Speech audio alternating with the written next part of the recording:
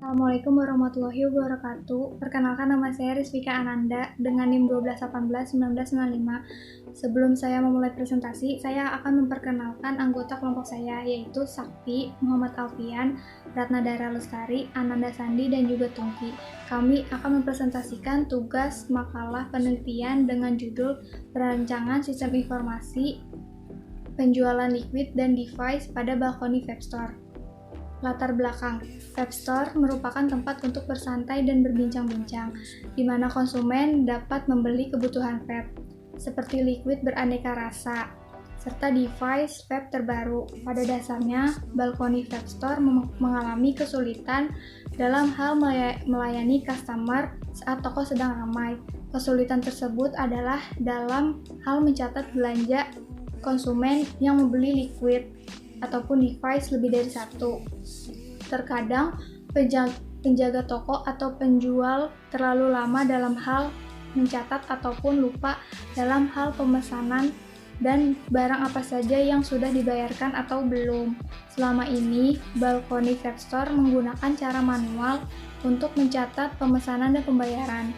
Maka dari itu, kami ingin membangun sebuah sistem yang dapat mempermudah pelanggan dalam pemesanan dan pembayaran barang, baik itu liquid ataupun device.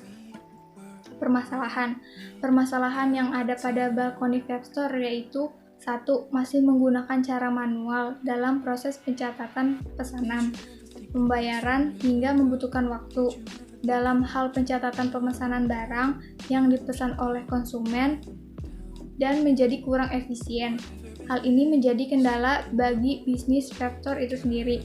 2. Sistem penjualan perhitungan omset dalam per hari serta pelayanan dan mencatat pesanan konsumen yang masih bersifat manual. Deskripsi service. Sistem penjualan dan pembayaran liquid dan device yang kami buat akan menggunakan platform website. Sistem ini menggunakan penyimpanan lokal untuk penyimpanan data pelanggan.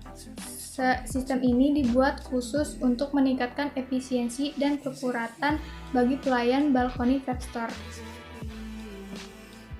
Keuntungan yang diharapkan, sistem penjualan liquid dan device dengan platform website diharapkan memiliki keuntungan, yaitu 1. Pemesanan dan pembayaran menjadi lebih cepat, mudah, dan efisien. 2. Pencatatan pemesanan konsumen akan tersimpan dalam database yang memudahkan pengguna dalam mencari data. Hal ini berdampak pula dalam pengurangan penggunaan kertas. 3. Meningkatkan kinerja pelayanan Balcony Web Store. 4. Memaksimalkan pengguna teknologi. Perencanaan aktivitas secara global. Di sini ada keterangan aktivitas, jumlah hari, sama biaya, yaitu analisa desain sistem 7 hari dengan biaya 1,5 juta, perancangan sistem 10 hari dengan biaya 2 juta, pembuatan sistem 30 hari dengan biaya 20 juta, pengujian sistem 3 hari dengan biaya 1 juta, penyempurnaan sistem 7 hari dengan biaya 4 juta, biaya lain-lain 10 hari biayanya 20 juta.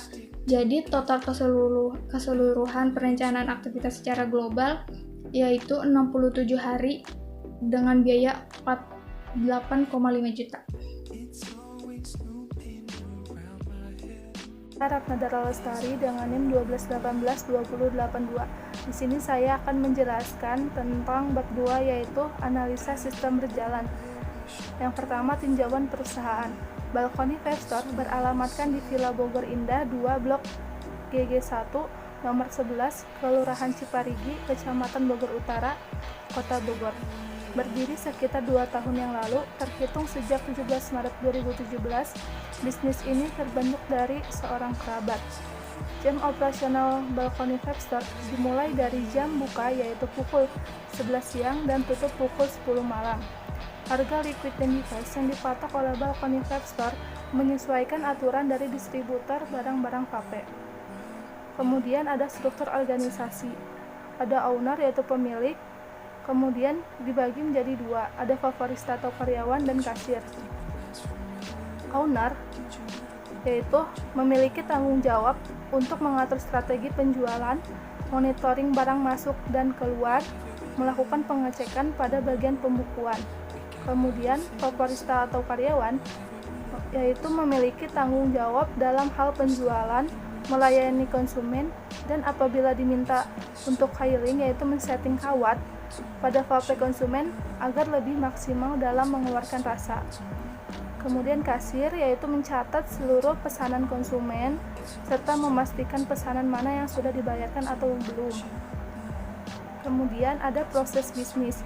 Proses bisnis terbagi menjadi 3. Yang pertama, proses pemesanan, yaitu konsumen akan memilih liquid atau device yang mereka inginkan, lalu memesan barang pesanan mereka kepada favorista. Yang kedua, proses pembayaran. Setelah semua pesanan dicatat oleh favorista, akan diserahkan kepada kasir. Lalu, kasir akan mengecek kembali barang yang sudah dipesan dan menghitung total pembayaran yang harus dilakukan oleh konsumen dan konsumen akan membayarnya. Yang ketiga, proses pembuatan laporan penjualan. Setelah konsumen melakukan pembayaran, konsumen akan diberikan nota bukti pembayaran. Setelah itu, kasir akan mencatat dalam pembukuan liquid atau device apa saja yang sudah terjual sebagai laporan penjualan harian. Dan setelah melakukan closing laporan, akan diserahkan kepada owner. Ya, saya di sini ingin melanjutkan tentang spesifikasi masukan dan keluaran. Yang pertama yaitu spesifikasi dokumen masukan. List barang. Nama dokumen list barang, fungsi sebagai daftar nama barang dan stok, sumber karyawan, tujuannya yaitu pelanggan, medianya kertas, frekuensi setiap melakukan transaksi, jumlahnya 1 lembar, bentuknya lampiran nota. Selanjutnya spesifikasi dokumen keluaran. Yang pertama laporan penjualan.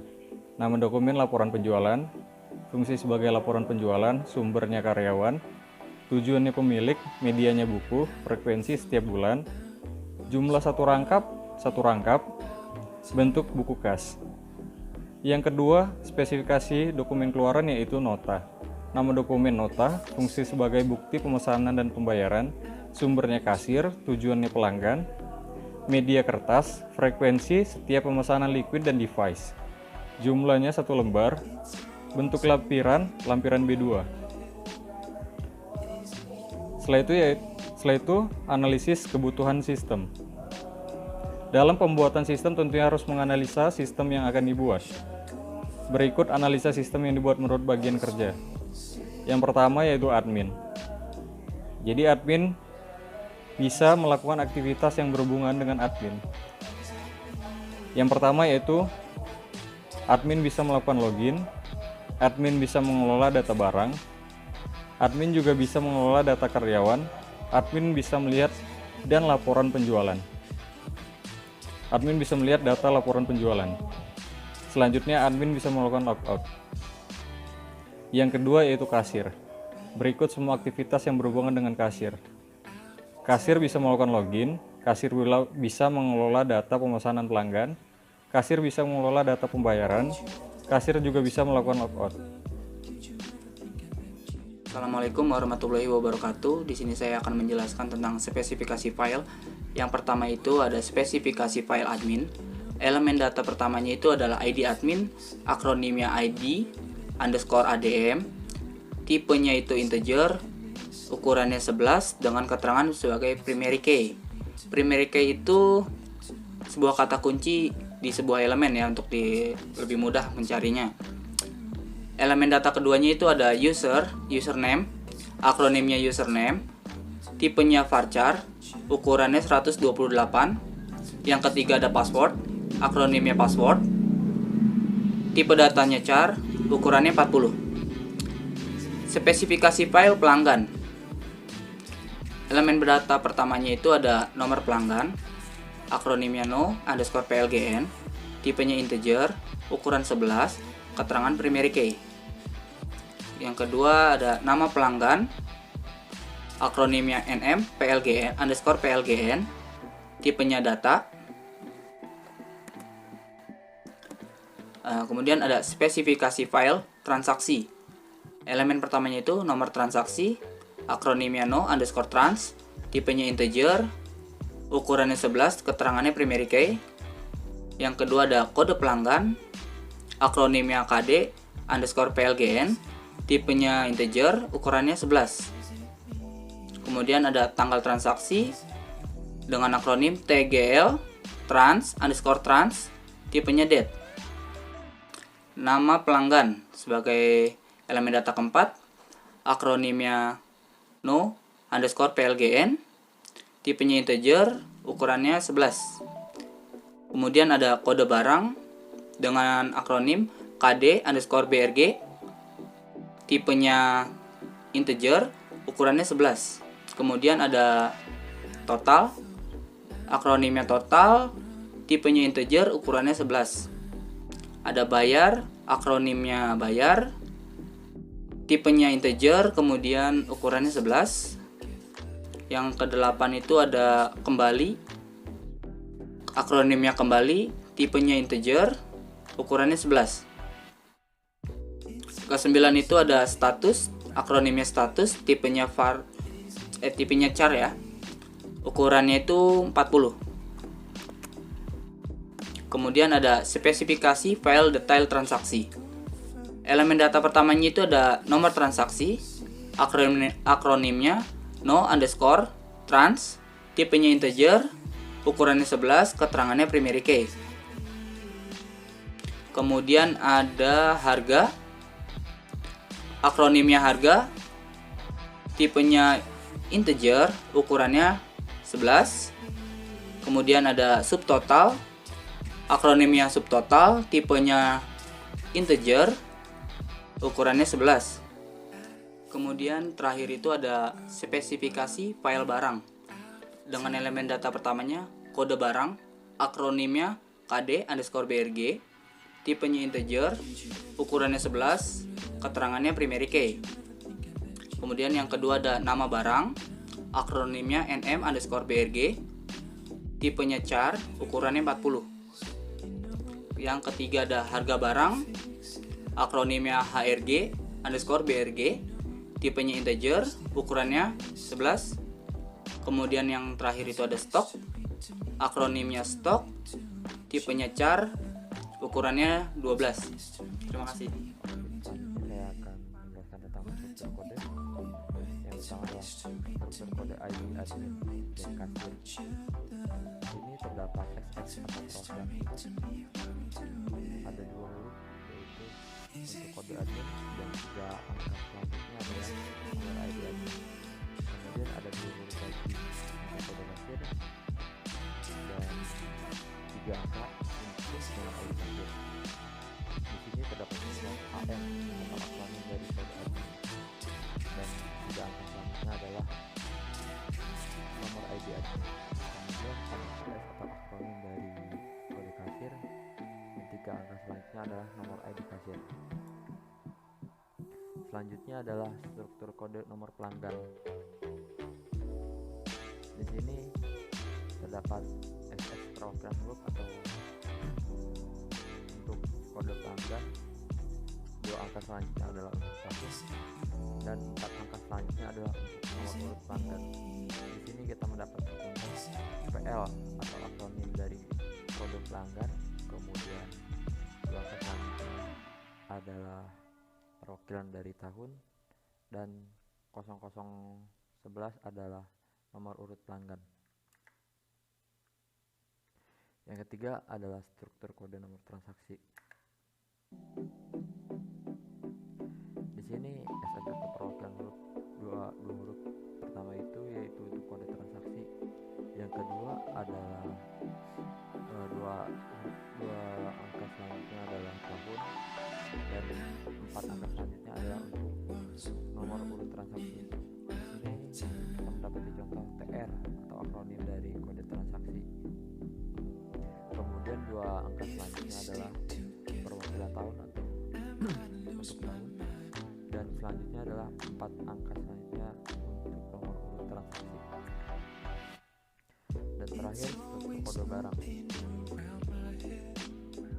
Ini kita mendapati 2 huruf pertama yaitu untuk kode barang dan 2 angka selanjutnya untuk nomor barang. Kita atau hafalin dari kode barang tersebut. Kemudian dua angka selanjutnya adalah nomor barang. Assalamualaikum warahmatullahi wabarakatuh. Di sini saya Muhammad Alfian Zikir Pratama ingin menjelaskan tentang desain antarmuka daripada aplikasi berbasis web yang sudah dibuat oleh kelompok kami. Pada halaman pertama kalian akan dihadapkan pada halaman login. Di sini halaman loginnya sangat sederhana, hanya terdapat box login dengan logo dari Teras Balkoni Web dan box username, password, serta login button. Nah, username ini bisa kalian isikan sesuai dengan akun yang sudah kalian buat di database di phpMyAdmin. Di sini saya buat dua akun, yaitu owner dan kasir. Kasir itu karyawannya. Saya buat username-nya owner, passwordnya admin, passwordnya admin. Saya login, saya didirect atau dialihkan pada halaman dashboard atau menu. Di sini ada 8 menu. Menunya sendiri yaitu adalah penjualan eceran, penjualan grosir, supplier, kategori, barang, pengguna, laporan, dan pembelian. Nah, jika kalian login dengan menggunakan ID kasir, maka ada menu yang tidak dapat diakses atau pembatasan hak akses dari menu yang ada di sini. Sementara di sini saya login menggunakan ID owner yang merupakan super user atau admin. Saya bisa akses semua menu yang ada di sini. Kalau kalian login menggunakan kasir, maka kalian hanya bisa mengakses penjualan eceran, penjualan grosir, serta barang. Dan di barang ini pun kalian dibatasi hanya bisa melihat list barang yang ada, bukan untuk mengubah, menghapus, atau menambahkannya, karena hak akses untuk mengubah, menghapus, serta menambahkan di menu barang ini hanya dimiliki oleh super user, yaitu ownernya dari toko web itu sendiri. Lalu di sini owner pun bisa mengelola data pengguna dari aplikasi basis web yang sudah dibuat. Di sini owner bisa menambahkan, mengubah, serta menghapus user siapa saja yang menggunakan aplikasinya. Lalu di sini ada laporan di mana owner bisa melihat laporan penjualan, baik itu per tanggal, per bulan, bahkan per tahun, serta melihat laporan stok barang masuk dan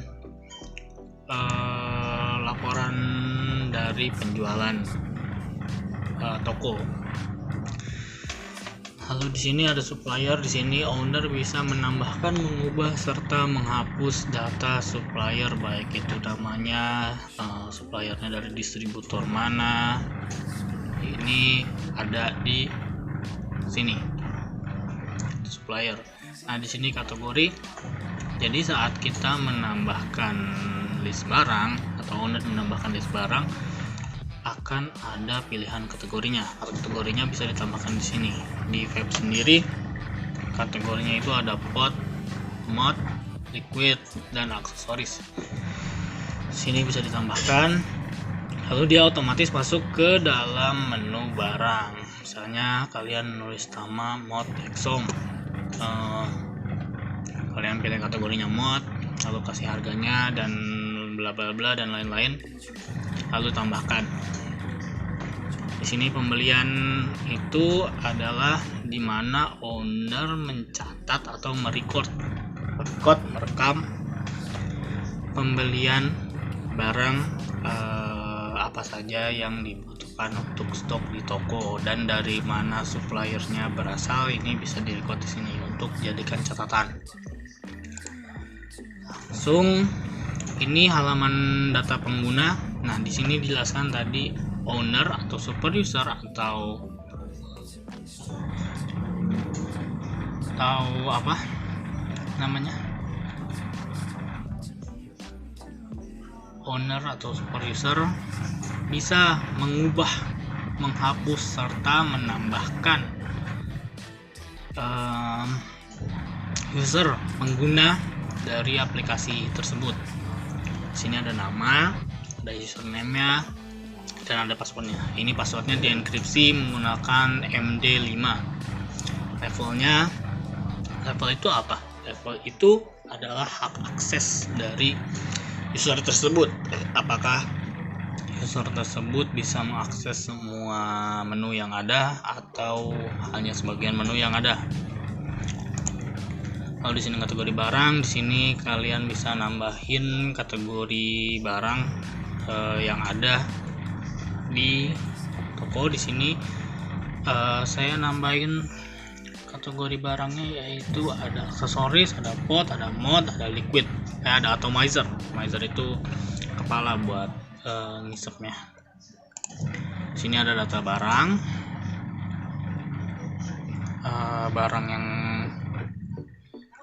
barang yang ada di toko, stok barangnya dari mulai harga modalnya, harga jualnya, satuannya berbentuk apa, apakah botol, apakah unit, kategorinya, lalu stoknya ada berapa, sini ada, dan ini bisa diedit, bisa dirubah, dihapus maupun ditambahkan oleh super user atau owner. Lalu di sini ada data laporan. Di sini tersedia menu laporan data barang, laporan penjualan, laporan penjualan per tanggal atau per hari. Jadi setiap hari itu kan closing jam 10, kita bisa print laporan penjualan barang apa saja yang sudah terjual pada hari tersebut, pada hari itu.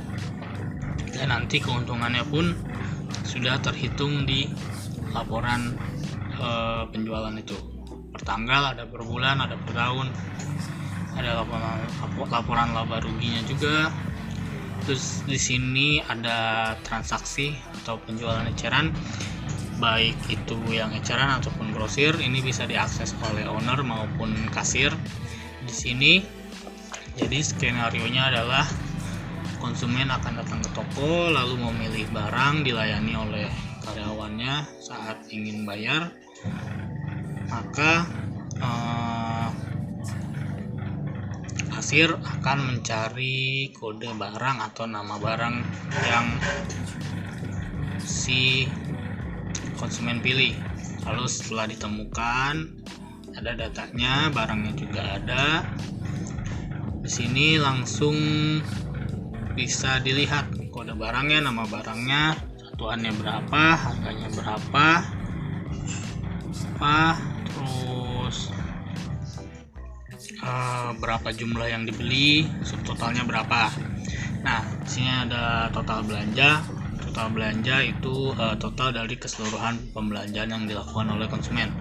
Lalu tunai adalah jumlah uang yang diberikan oleh konsumen. Nah, di sini nanti langsung otomatis terhitung berapa kembalian yang harus dikembalikan kepada konsumen. Lanjut lagi ke slide 28, struktur navigasinya sendiri. Owner atau kasir, admin atau user biasa, di sini login. Kalau pemilik, maka pemilik bisa mengakses home, barang, laporan penjualan, lalu bisa logout. Sedangkan user biasa atau karyawannya atau kasirnya hanya bisa mengakses home, pemesanan, pembayaran, setting, lalu logout.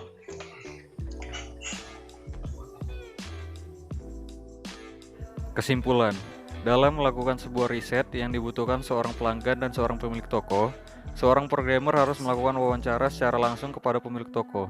Ia juga harus menempatkan dirinya sebagai seorang pelanggan agar kebutuhan seorang pelanggan dapat terpenuhi di dalam sistem itu.